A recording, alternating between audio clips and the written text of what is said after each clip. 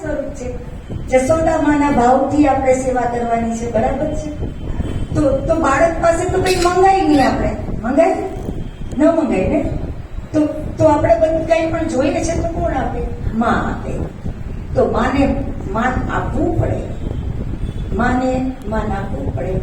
ઠાકોરજીના લગ્ન રૂક્ષ્મણી વિવાહ જ્યારે માધુપુરમાં થયેલા છે.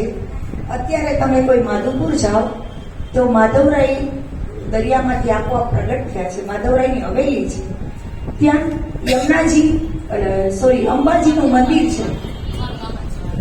અંબાજી માનું મંદિર છે. ઈ અંબાજીમાં કોણ છે? ઠાકોરજીના કુળદેવી છે. જ્યારે ઠાકોરજીના લગ્ન થયા ને તો ઠાકોરજી રૂક્ષ્મણીજીને લઈને મા અંબામાને પગે લાગવા ગયા હતા.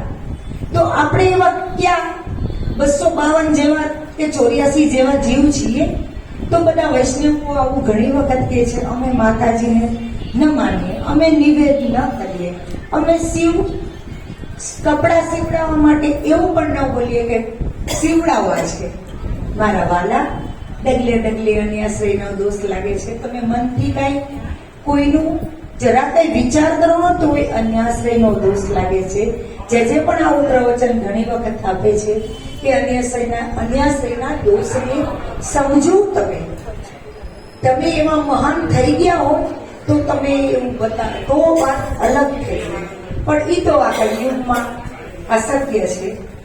હવે એક પ્રસંગ બીજો કહું છું.